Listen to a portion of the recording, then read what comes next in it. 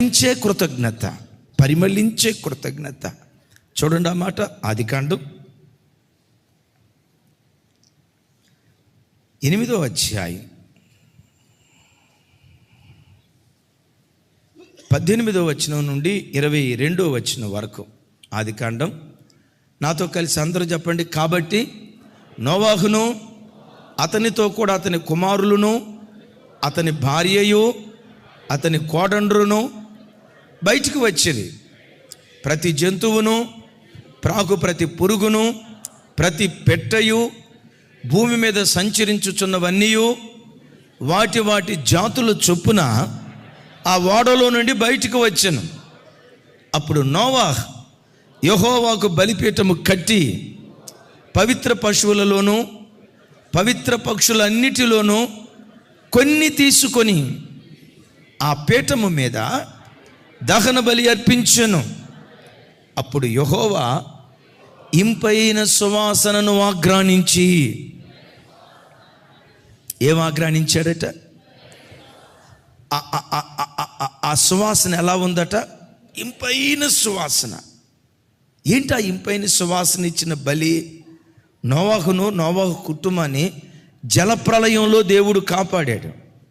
దేవుని కాపుదల తలపోస్తూ నోవాహు అతని కుటుంబీకులు చేసింది ఏంటో తెలుసా? బలిపీఠం కట్టి ఆ బలిపీఠం మీద పవిత్ర పశువులను, పవిత్ర జంతువులను బలిపీఠం మీద బలిగా అర్పించారు. ఈ బలికి నేను పెట్టే పేరేంటో తెలుసా? కృతజ్ఞతా బలి. చెప్పండి, పెద్దగా చెప్పాలి. ఏ బలి? కృతజ్ఞతా బలి. ఎందుకు బలిపీఠం కట్టావయ్యా? నోవాహు గుండెల్లో ఒక ఏడ్పు.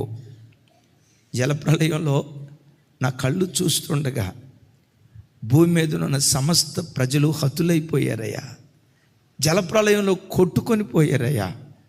నా ఒక్క కుటుంబం మీదే నువ్వు దయాదృష్టి నిలిపి జలప్రళయంలో నుంచి నువ్వు నన్ను తప్పించావు, నా పిల్లల్ని తప్పించావు, మమ్మల్ని సజీవులుగా నువ్వు నిలవబెట్టావు. ఏమిచ్చి నీ రుణం తీర్చుకోగలమయ్యా అని కృతజ్ఞత తెలియచేయటానికి బలిపీఠాన్ని కట్టి బలి అర్పించాడు.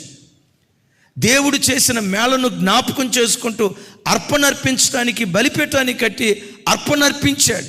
ఆ అర్పణ అర్పిస్తూ ఉంటే అది యెహోవాకు ఇంపైన సువాసనగా ఉందట. యేసయ్యకి మహిమ కలుగును గాక.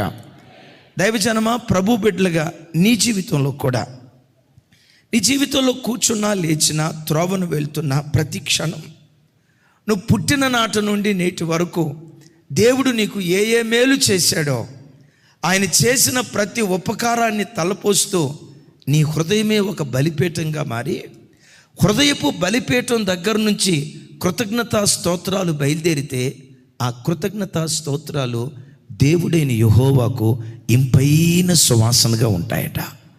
చెప్దాం గట్టిగా, ఆమేన్. నీ హృదయంలో నుండి బయలుదేరే ఆ కృతజ్ఞతా శబ్దం, ఇన్ని ఉపకారాలు నా బ్రతుకులో చేస్తూ వచ్చావయ్యా, నువ్వు చేసిన మేళకై కృతజ్ఞతలని ఏ హృదయం కృతజ్ఞతతో నిండుకుంటుందో, కృతజ్ఞతతో నిండుకున్న హృదయము దేవునికి ఇంపైన సువాసన వంటిది. చప్పలు కొడుతూ దేవునికి స్తోత్రాలు చెప్దాం. గత మాసాంతర కూటంలో చాలాసార్లు చెప్పాను, కృతజ్ఞత స్తుతి దేవునికి ఎంత ప్రీతికరమైనదంటే, ఎద్దు కంటేనూ, కొమ్ములు డెక్కలు కలిగిన కోడె కంటేనూ కృతజ్ఞతా స్తుతి యెహోవాకు ప్రీతికరమైనదట.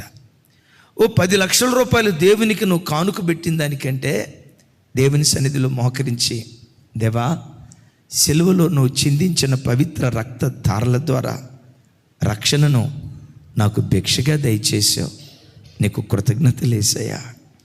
విగ్రహారాధికుణ్ణి, నిజదేవుడు ఎవరో తెలియక దైవము కాని వాటిని